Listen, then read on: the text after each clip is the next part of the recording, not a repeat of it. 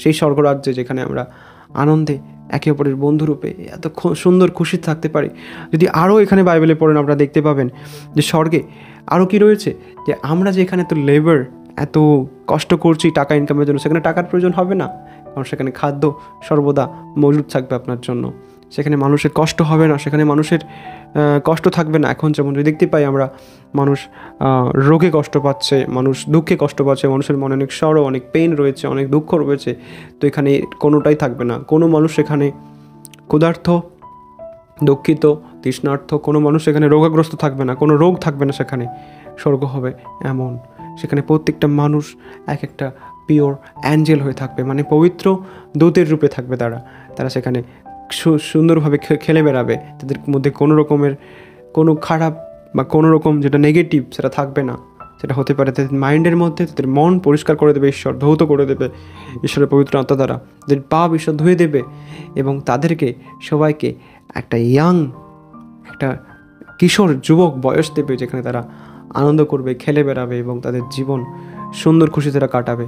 ভাবতে পারছেন যারা বয়স্ক বৃদ্ধ তারা আবার যুবক হয়ে উঠবে, এবং আমরা যারা যুবক রয়েছি, ইয়াং রয়েছি, আমরা তো ইয়াং থাকবোই। ঈশ্বর আমাদেরকে সেইখানে আমাদেরকে থাকতে জায়গা দেবে এবং ঈশ্বরের সাথে আমরা ওঠা বসা করবো।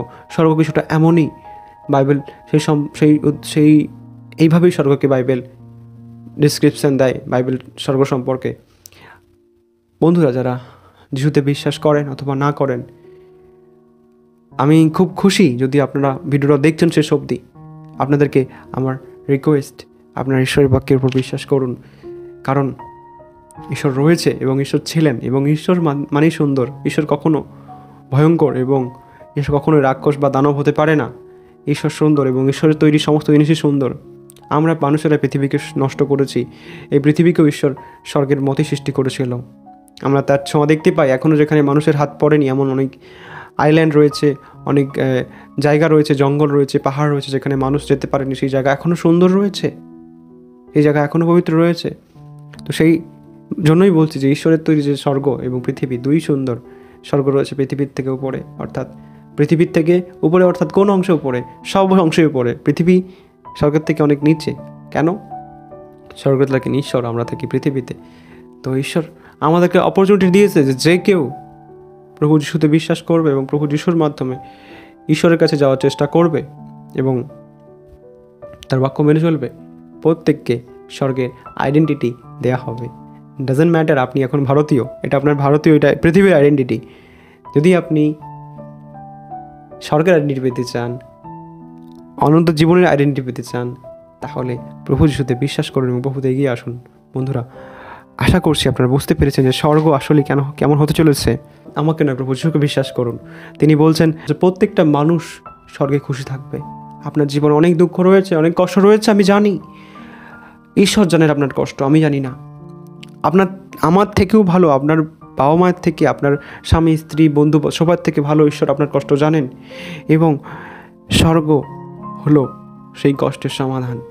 আপনার এই কষ্ট যদি আপনি চান যে পৃথিবীর মধ্যে যেভাবে কষ্ট পাচ্ছেন এভাবেই আপনি কষ্ট পেতে পেতে পেতে এখানেই মরবেন এবং এখানেই থাকবেন, তাহলে এটা আপনার ডিসিশন। যদি আপনি ডিসাইড করেন না, আমি এই পৃথিবীতে এইভাবে মরতে চাই না, আমি ঈশ্বরের সাথে স্বর্গে বসবাস করতে চাই আনন্দ এবং সমস্ত দুঃখ ছাড়া, তো ঈশ্বর আপনাকে তুলে ধরবে, আপনার চোখের জল মুছিয়ে দেবে এবং আপনাকে তার সাথে স্বর্গে নিয়ে যাবে। ঈশ্বর খুব শীঘ্রই আসছেন আমাদেরকে স্বর্গে নিয়ে যাওয়ার জন্য।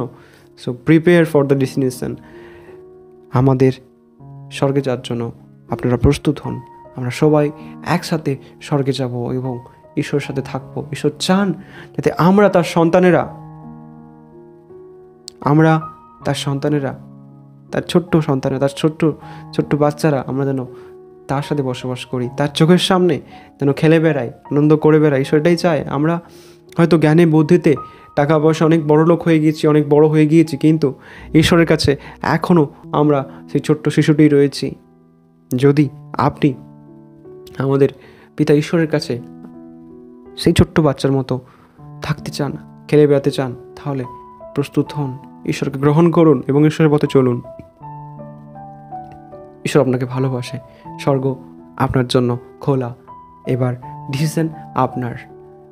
আশা করছি আপনি বুঝতে পেরেছেন ভিডিওটার মাধ্যমে যে স্বর্গ আসলে কী হতে চলেছে। যদি ভালো লেগে থাকে ভিডিওটা একটা লাইক করবেন, চ্যানেলটা সাবস্ক্রাইব করবেন, কমেন্টে জানাবেন যদি আপনার কোনো বক্তব্য থেকে থাকে। দেখা হচ্ছে পরের ভিডিওতে। ভালো থাকবেন সবাই, ঈশ্বর আপনাকে আশীর্বাদ করুক।